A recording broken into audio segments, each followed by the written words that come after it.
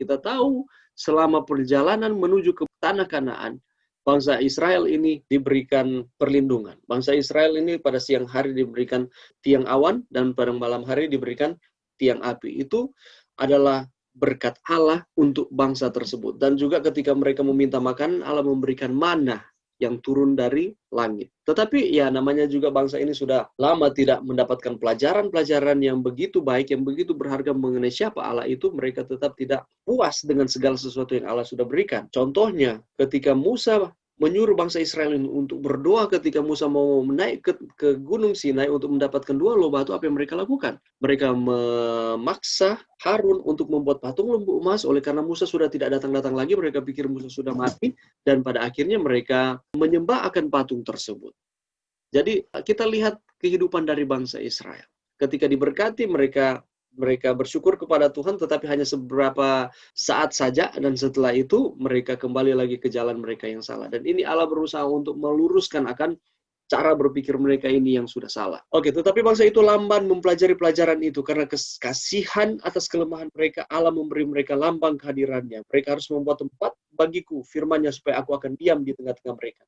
Apakah yang dimaksudkan di dalam Keluaran 25 ayat 8 bahwa mereka harus membuat tempat kudus bagiku, firman-Nya, supaya aku akan diam di tengah-tengah mereka, Ka'bah. Allah menyuruh mereka untuk membuat Ka'bah di tengah-tengah padang gurun dengan tujuan supaya Allah hadir di sana. Ia berusaha menguatkan iman mereka dengan menunjukkan kepada mereka kuasa yang senantiasa bekerja demi kebaikan bangsa Israel ini. Jadi kepada bangsa Israel, bangsa di mana ia ingin membangun tempat tinggalnya, ia nyatakan cita-cita tabiatnya yang mulia. Jadi pada akhirnya Allah menginginkan supaya bangsa Israel ini membuat Ka'bah sedemikian rupa dengan ukuran-ukuran yang sudah diberikan melalui Musa, dan ketika mereka membuat ini, Allah hadir di sana.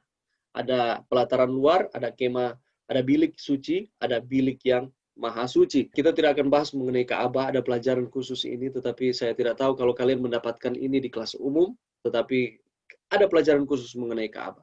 Semuanya ini melambangkan pengorbanan Yesus di kayu salib. Oke, ini dia. Bagaimana dengan pembangunan tempat kudus atau bait suci? Melalui Kristus akan digenapi maksud yang olehnya tempat kudus itu merupakan lambang bangunan mulia tersebut. Allah menginginkan umatnya membaca maksudnya untuk jiwa manusia. Itu adalah maksud sama yang lama kemudian dikemukakan oleh Rasul Paulus yang berbicara melalui Roh Kudus di dalam 1 Korintus 3, 16 dan 17. Besarlah kesempatan dan kehormatan yang diberikan kepada bangsa Israel dalam mempersiapkan bait suci, dan besar pula tanggung jawabnya. Tetapi ia memberikan rencana pembangunan itu, berjanji untuk bekerja sama dengan para pembangun itu. Keluaran 31 ayat 1 sampai ayatnya yang ke-6. Apa saja yang bangsa Israel dapatkan dalam perjalanannya dari Mesir? Yang pertama adalah bekerja sama dengan Allah, bekerja sama dengan sesama, dan bekerja sama dalam pembangunan rohani. Tadi kita sudah bahas panjang lebar bagaimana bangsa Israel ini diberkati, bagaimana bangsa Israel ini dipilih Allah untuk menjadi bangsa yang kudus, berbeda dengan bangsa-bangsa yang lain, dengan tujuan adalah untuk menyampaikan maksud Allah di tengah-tengah bangsa kafir. Lalu, pelajaran-pelajaran telah diberikan untuk pendidikan dan disiplin. Allah memberikan mereka disiplin dari waktu ke waktu.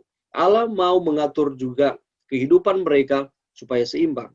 Itulah sebabnya Allah memberikan hukum moral, yakni 10 hukum, 10 perintah Tuhan yang Allah berikan di Sinai. Lalu Allah juga memberikan hukum upacara.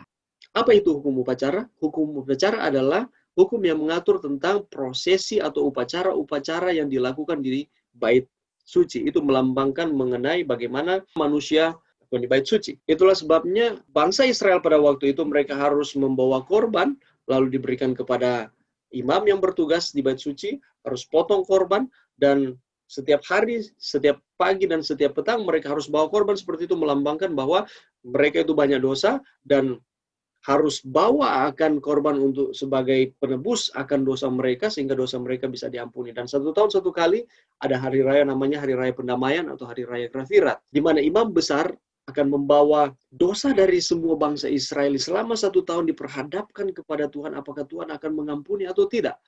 Dan inilah yang dilakukan oleh bangsa Israel. Dan selama proses ini terjadi sampai Yesus mati di kayu salib, Allah dengan penuh kebaikan, kasih-Nya yang tak terbatas selalu mengampuni akan bangsa Israel. Oke, apalagi pendidikan yang mencakup kebiasaan hidup mereka. Ada banyak hal. Ya, Allah juga memberikan kepada mereka hukum kesehatan. Apa itu hukum kesehatan? Hal-hal yang mengatur akan kesehatan mereka. Sanitasi, irigasi. Jadi ada aturan-aturannya. Bagaimana caranya meminum air yang bersih, tidur yang cukup, dan lain sebagainya. Lalu ada hukum sipil. Apa itu hukum sipil? Hukum yang mengatur supaya disiplin.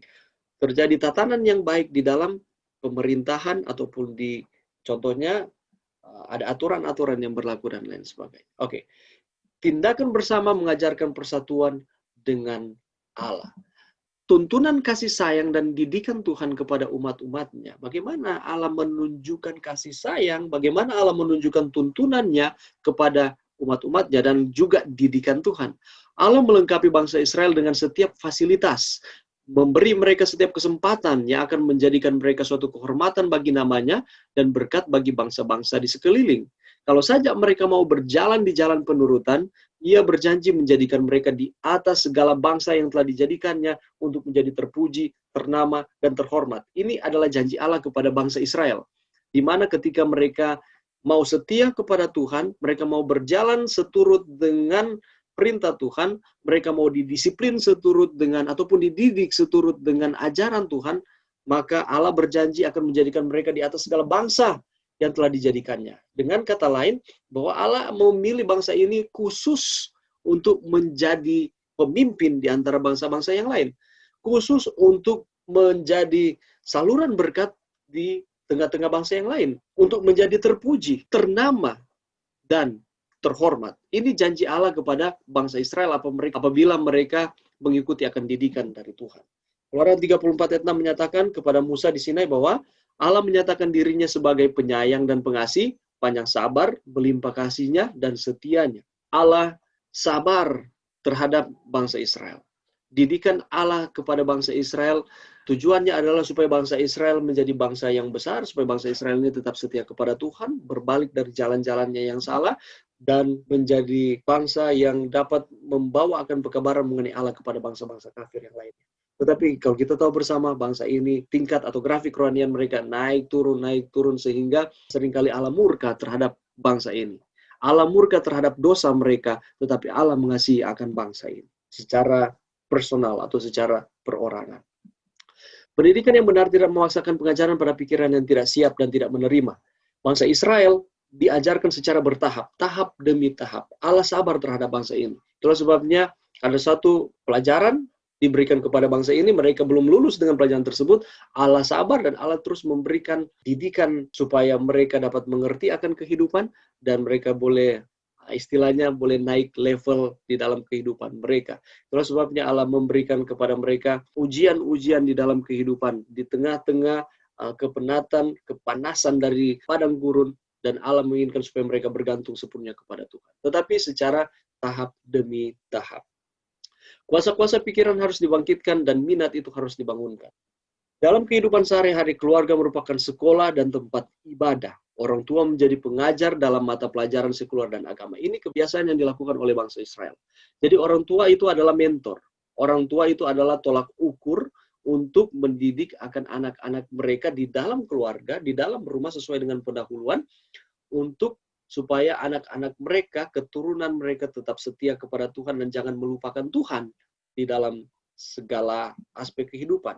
Sementara mereka berjalan, pengalaman-pengalaman masa lampau, cerita-cerita yang masih sangat disukai oleh orang tua maupun orang muda diceritakan kembali. Jadi orang-orang tua di waktu zaman bangsa Israel ini berpindah dari satu generasi ke generasi yang lain, tetapi mereka terus melestarikan akan cerita-cerita nenek moyang mereka, ya. Cerita tentang Abraham, cerita tentang Yakub, cerita bagaimana Daud dia bisa mengalahkan Goliat, cerita mengenai kebesaran dari Elia sehingga Elia bisa diangkat ke sorga, hidup-hidup tanpa kematian, bagaimana kesabaran dari Musa, bagaimana keuletan dari Daniel walaupun dia harus masuk ke gua singa tetapi tetap berdoa kepada Tuhan. Dan ini cerita-cerita terus diceritakan dari masa ke masa di dalam kehidupan keluarga dari bangsa Israel. Upacara-upacara yang disaksikan di Yerusalem bersifat mengobarkan imajinasi dan mengesankan hati. Perayaan-perayaan yang dilaksanakan juga mengangkat segenap pikiran dalam ucapan syukur kepada Dia yang telah memberkati tahun itu dengan kebaikannya dan yang jalannya